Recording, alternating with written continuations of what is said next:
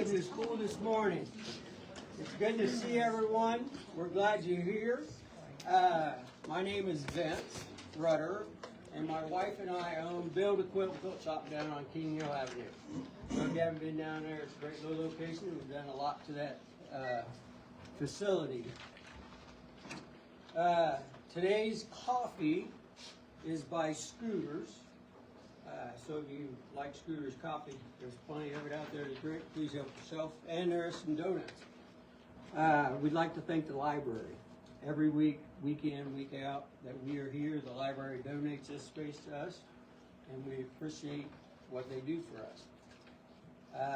If you're interested in the book club, end of the month, next week, I think it's next week, book club. 8 o'clock, the 10-day MBA by Steven Silberger. If you haven't read the book, please do so and try to be a little informed about the book club. As far as other announcements, I think that is it. Today we have Michael Lieffring with Zilla. Very good. This thing working? Can everybody hear me? Can I just talk loud enough? That's just for live. Just for live. Okay. All right. Well, like yourself, this is Michael Lieffring. I'm the owner-operator of Zilla. I'd like to start this out with, I am not a very good public speaker, so I apologize now if I stutter, stammer, or sweat and have a panic attack. So, like our name of our business said, Zilla, that's exactly what we do. We shred documents. We shred personal, private documents, secure documents, any information that your company or business or individuals need to be destroyed, that's what we do. Our services also include a weekly, monthly, bi-weekly pickup. So if you're a business or an individual that has documents that need picked up on a regular basis, if you're creating that much personal information, we can set that up and provide you with a secure console on your location that's locked that we will pick up on the intervals of your choosing. We also do a bulk purge. So some customers need to require to, if you're a business that needs to keep your information for a certain amount of time, tax preparers, they have to hold tax records for 7 years. So they'll store up large amounts of tax returns. We'll come pick those up, shred them, provide you a certificate of destruction, saying that those documents were destroyed. We also do hard drive destruction. We have a Guardian machine that will crush a hard drive within 30 seconds, put it in there, crush, no information coming off of that, secured and gone. So. A little about who I am, who we are. I'm going to go a little bit further back than just born and raised. I was born and raised in St. Joe. I've always had an entrepreneurial spirit. My first business that I opened, I was 25. Opened Shaft nightclub in downtown. I don't know if anybody remembers Shaft. A long time ago. It was a great place, fun. There was a lot of bars and stuff going on downtown. Downtown didn't look as good as it does now, but there was a lot of activity, a lot of foot traffic. So good memories. So after about having that open for about 2.5 years, what does any eager 25, 26, 27-year-old do?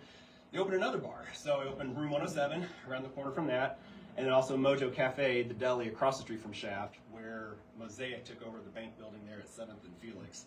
Used to be in the old Paris Club building, which is no longer there anymore. After doing that for about 6-7 years, I decided I want to change. I want to get out of St. Joe a little bit, just kind of see a little bit. So I sold my bars, moved to Kansas City, did a GM position for Buffalo Wild Wings and Applebee's for the next 10 years.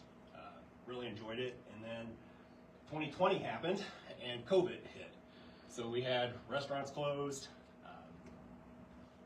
And it kind of gave me a time to kind of like reflect and kind of think, well, I was working for corporate positions for those last 10 years. And I was like, maybe I want to try to get back into doing something on my own, getting back into being self-employed.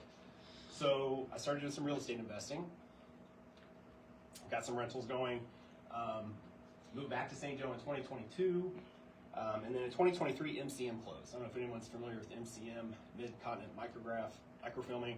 Glenn Paddock owned that business. They did microfilming transfers and then also did paper shredding. He sold the business he wanted to retire. He sold his business to an outfit out of Kansas City.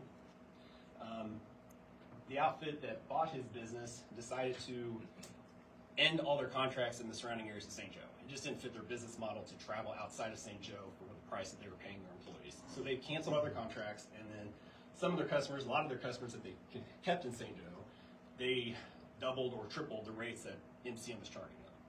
So in conversations in that year of 2023, we decided to say there might be an opportunity to provide that local service here in St. Joe and be at a competitive rate again, to give some competition to the outfits in Kansas City that kind of have a monopoly up here. So that's exactly what we did. We started doing some pricing, we started to do some number crunching, and it made sense to maybe to give it a shot. So in 2024, we opened Zilla. It was a great first year. I mean, our first purge, I think we did 950 boxes from a local company in here, which was much bigger than what we were expecting to get going. So we got a good kickoff. We're a HIPAA compliant company. We have lock containers and surveillance. Our shop where we do our shredding at is a CCTV camera captured, so double secure lock penetration. And we also recycle all of shredding. So we try to be a green, environmentally friendly as we can with the waste that's created from all that recycling or shredding. So our target market is we are trying to focus just in St. Joseph and an hour radius around St. Joseph, so about an hour north, south, east, or west of the St. Joe area. That's where we're really focusing at. Our target market is obviously, you're thinking businesses, tax preparers, banks, healthcare providers, insurance offices, that sort of thing. But we also have individuals and households. We've had several individuals come into the office, and they've had a parent that's passed away or a grandparent that's passed away. And they've got all this information that they just need it destroyed. They want to make sure it's destroyed securely and safely, and that's what we do. So, you know, I've had phone calls on my cell phone. I've met people from outside the surrounding area that they only have the weekend. You know, so being that local service, we'll go down on a Saturday morning. It takes 20 minutes. Shred about 5 boxes for them. Give them the certificate. You know, we're trying to just provide that personal local service for them. And I'm broke. Okay. Our economic figures, the first year we showed a small profit. So we were able to cover all of our operating costs, all of our opening costs, our insurance. It was, we're learning from the real estate side, we've learned to be very good with like spreadsheets and very like controlling costs, because you know, you always have overages and stuff. So that first year we were able to cover rent, utilities, licensing, the whole gamut of first year operating expenses. So far in year 2, we're up 50% over year 1 on our gross sales. So we're on a trajectory to keep growing about 50 to 60% each year. On the next slide, I'll show that. So in year 2, we were able to pay off our shredder, which is our in-shop industrial shredder that we bought, AmeriShred. And then we've had some repeat customers the second year. First year, like I said, we had some big purges that first year. Some customers, so it's great this year getting those phone calls saying, hey, such and such from so-and-so, and I've got some boxes, or got 100 boxes again this year, can you come by and pick those up? Like,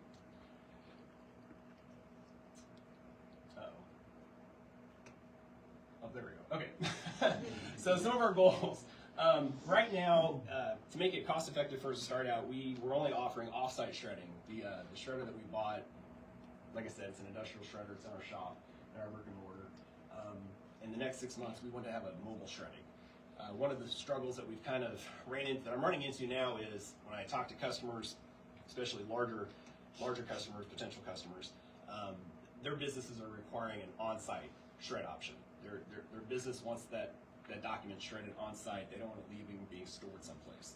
So the shred truck, which has been a money problem getting it, but we've got that problem figured out.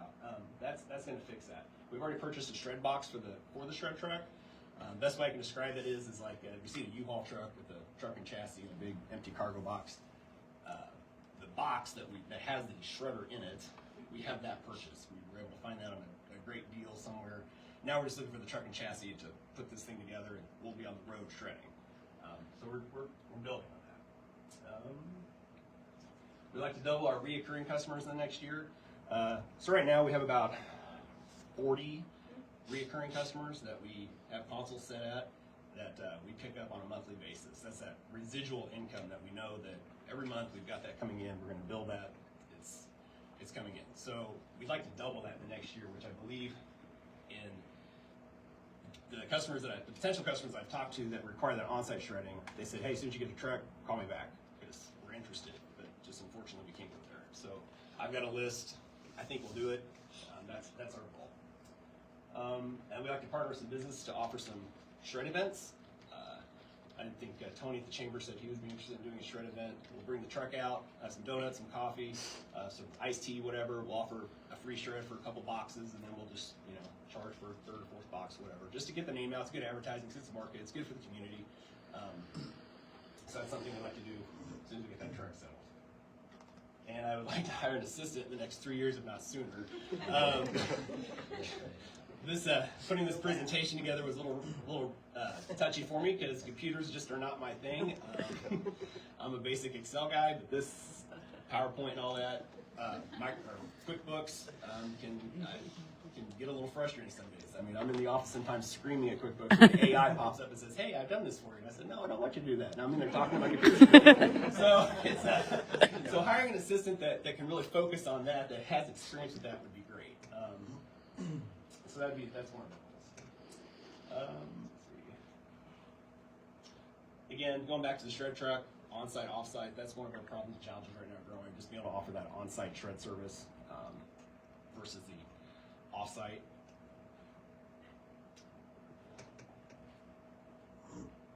This is the problem I've kind of ran into is corporate contacts.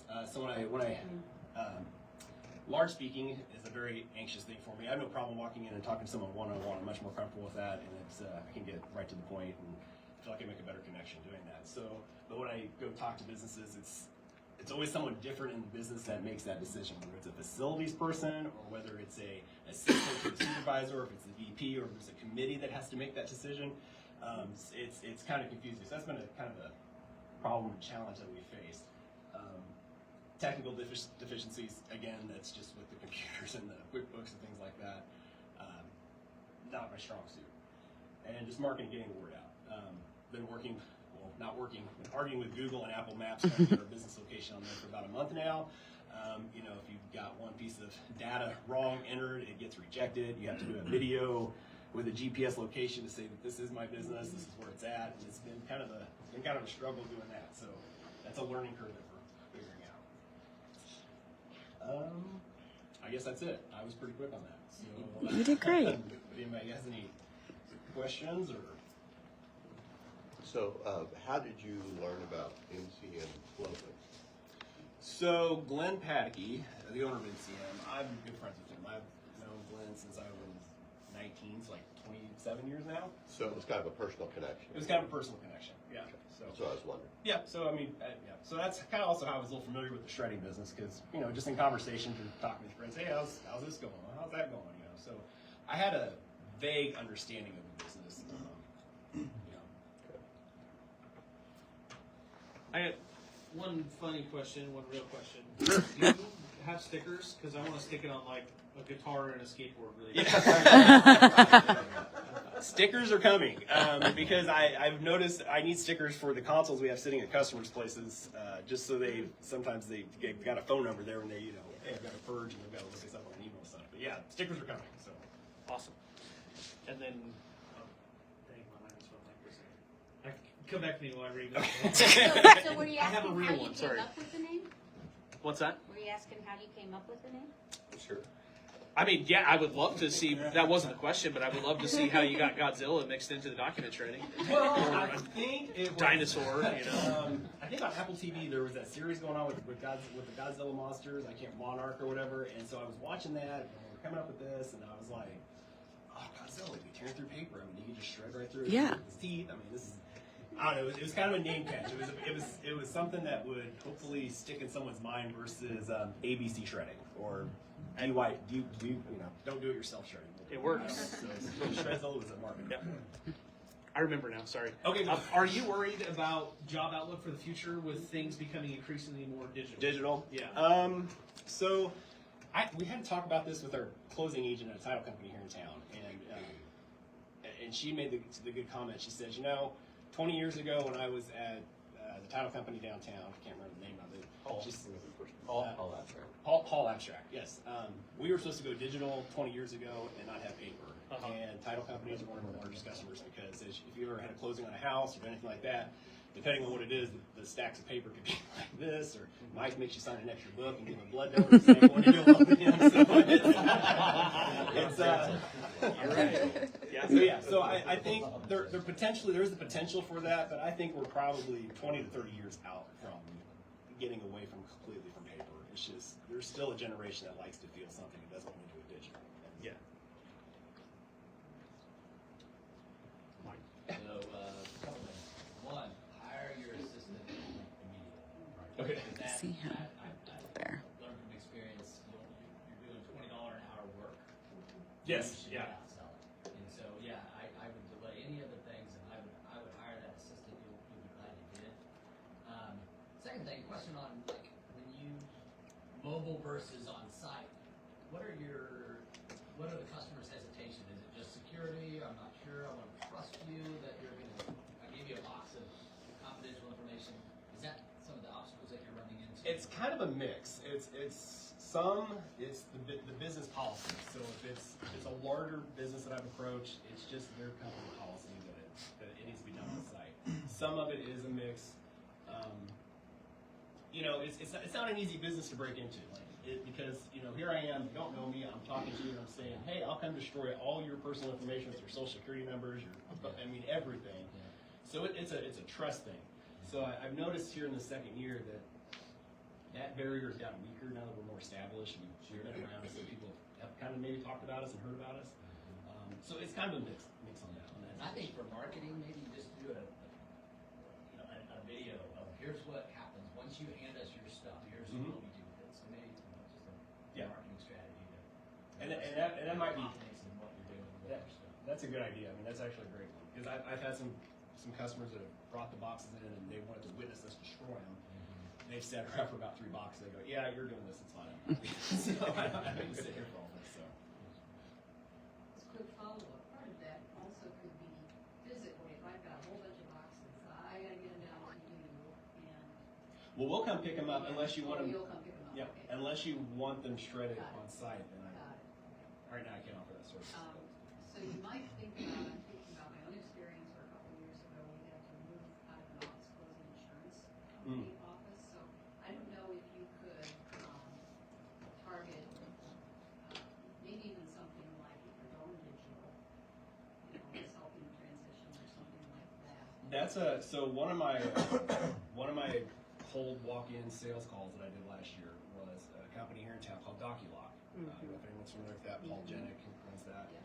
Made my introduction to him. He did the same thing that NCM was doing before they started shredding. He digitizes paper information to the computer. I thought that's a great connection. So we made a connection. We've had a great business relationship. I've sent him a few businesses. He sent me pretty much everything that he's digitizing. I'm now shredding his waste because he was unaware that we had one here in town. So. Look your logo, by the way. Very memorable, very memorable, I don't care if it's Godzilla, I mean, it's memorable and colorful and really great. Well, thank you. Appreciate that. I know some communities will do like a shred day or disposal, and I know that's a lot of times subsidized or sponsored by an EDC or a chamber or something. Might be something to look at because those days are usually packed with people with comfortable stuff. Yes. And even if you ask for a donation, you're probably gonna take care of it. Yes, and that is one of our goals here in the next year once we get that truck. You don't do it every day. No, yeah. There's something happening. Yeah. People store their stuff outside. Yeah, they store it up, and then I don't know. That seems to be the running theme lately. It's hey Mike, I've got 10 boxes. Can you come pick those up? I'm thinking, oh great. I'm going there. They've got 30 or 40. And it's like the van's filled. Mike, you and I have been playing phone tag. We have been playing phone tag. We've been Yes. playing phone tag, and I'm waiting for the temperature to drop. Because where we're stored, it's hot. But within 2 minutes or 3 minutes of your presentation, you went totally comfortable. Your conversation just rolled. You know your product, you know your intentions, and you don't need to apologize because I think everybody walks in with just a touch of hesitation when they're making a cold call. and that's very normal, and I just found you very comfortable very quickly, so Well, thank put you. that in the back of your mind, because you do have the ability to converse openly and confidently. I appreciate that. Thank you. Thank you. Do you have any government contracts out of curiosity? Like, have you tried to work with City Hall or the IRS locally? So those contracts do require on-site, but I have spoke with them, and they are in the bag as soon as we get the truck. So that's one of those, and it also kind of breaks down to like the county, the number of boxes versus the number of boxes our shredder can do that we have off-site in our shop. We can do about 30 to 35 Baker boxes a day. That's an hour. 35 Baker boxes an hour. So about 240 a day. The county, for instance, on their purges they do twice a year, they've got about 1,000. So they're a little hesitant to have that many boxes stored in an off-site location a week while we're shredding, and they want it all picked up every day. So that on-site shred truck will open up those contacts right away. Sure. Follow up then, if you don't mind. Have you looked into how much money this would make? Because you said the truck was coming in about 6 months. Would it be worth just financing the truck now to start that immediately? Well, it's not. It's more of a complicated thing of finding. So since we have the shred box, we didn't buy the truck all put together. The truck purchased on that altogether brand new is about $250,000. So it's a huge investment. So we were lucky enough to randomly find the box that goes on a truck for $4,000, something like that. And so now we're just looking for, but now there's a technical element of finding the correct truck and chassis that box can sit on and operate on. So I've got to coordinate with, I've got support that's helping me figure that out, but they also have other priorities that they're dealing with in their lives. So it's a coordination thing that I'm waiting on, but I think that wait is worth the potential $100,000 difference in what it costs to buy a truck. So, yeah. Just thinking about your potential customers, my mother-in-law runs Corby Place Senior Living, and there's so many elderly moving out of their homes and then into, especially boomers, Yeah. moving out of their homes into maybe assisted living or independent living. And then I found when you're listening to her, after people pass, like once they're in like a smaller space, it's so hard for the family to want to go through things. And she oftentimes has been helping facilitate cleaning out the living spaces. Sure. And so maybe some of those areas could be clients as well. Those, I've maybe never- the family's aware of moving out of the home and then after passing. Yeah, I've never thought of that. That's actually that's a great train of Along with thought. that, so not only where they're moving into, but also estate sales companies, and we've had them present here before, who's going into the home and doing the estate sales, as well as the lawyers they're talking to and working through. That's a great. I'll just take commission. Free shredding. There's always a barter system. Yeah, so as long as we're on this topic, I was just finished, retired as a professor, and so over at Benedictine College, we would, like the final exams, we could go into the shred box that somebody was going to come and pick up. So, schools and confidential information that can't be returned or recycled. Sure. I haven't made myself down to Atchison yet, because that's in that Benedictine. I haven't made myself down into that area. I've made over to Hiawatha and Elwood and Wathena, but I haven't made it down that way yet. So I guess that's one thing you have. Like I said, it was a lock. It's so you supply those. We supply those to our. If you sign up for say, hey, I need service every month, we provide you with a locked console. We have currently. That was on one of your early slides, wasn't it? Yeah. Yeah. Okay. Just so awareness on this, many industries might be going away from paper, but higher ed and education might be going back to some, paper, so that when they take tests, they know with pencil that they actually know. And AI didn't help them do it. Yeah. Good point. Oh yeah. So you have a few different businesses. Do you have any overarching principles or rules, guidelines that you've set that have kind of helped, that you've developed over the time? I don't know. I just feel like I was. Don't take this wrong. I just feel like I was raised right, so I just feel like I've got a pretty good moral center and compass. What's wrong and right? What's the proper thing to do? So I don't really have a set write down. I don't have a write down of, hey, this is how we're going to operate or whatever. So if I see something wrong, I'm going to call it out. That's it. I don't know. I don't have really much much of a detailed answer on that one. Okay. I've always kind of wondered why they don't just have like a secure shredder inside the facility instead of the truck, or you come in to pick up the paper and shred it offsite. Is there a reason why they don't like shredding Right there on site, so it shreds. You know, they just turn around and They burn out too quick. To get a shredder that's going to last, to be able to shred the paper without sitting there just slowly feeding in the paper once, you know, our shredder at the shop, I could take a whole box, dump it on the conveyor, it runs to the conveyor, and it's done in about 45 seconds. Where you're paying someone, let's say $20, $25 an hour to sit there and feed paper in, you know, you've wasted almost $40 probably over the course of a month, or 60, or 70, or 80, depending on how much paper you have. Where I can just come pick it up for $50 a month, and that person can now do a task that's actually working for the business versus shredding paper. Yeah.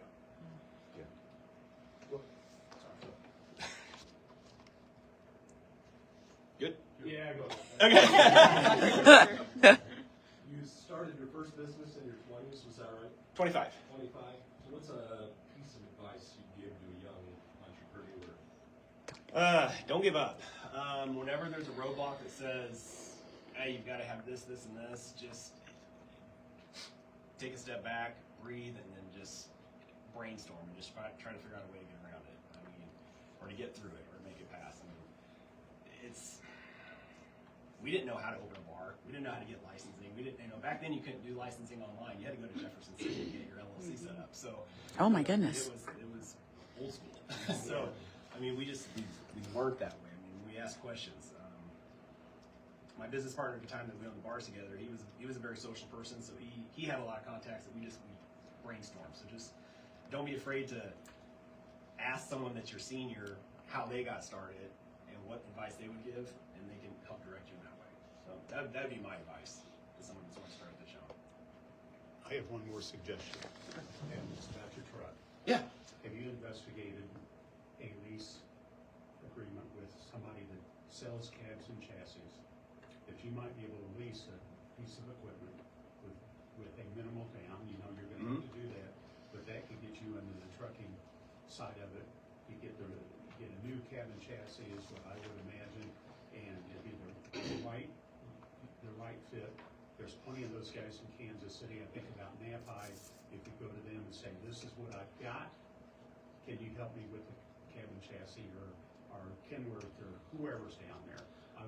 I've not thought of that. Thought about that, but you know, a lease is a step into getting your goal sooner. It may not be the long term, but it sure could help you get going. So I think the mobile thing is really very important to your business. It's very, and when we started this, we were weighing the options of, do we take the jump and buy the truck, or do we just start out with offsite, because we already had the van from the real estate side of it. It was kind of a toss-up. Looking back, we talked about, I wish we would have done the truck. Food for thought. Food for thought, yeah. But that's a great idea. I've never thought about a lease option on the chassis and the truck to put the box on the top of. Guarantee they're out there, and there's a leasing company in Kansas City that's not related that I can point you to that we used years ago. Haven't used them in probably 15, 20 years. Okay. But yeah, I'd like to get the information. They're very interested in helping people. Yeah. All right, we'd be able to stay here a little bit after to answer any more questions. Yeah, We're running a little late. sorry. Yeah. That's all right. Great presentation. Good job.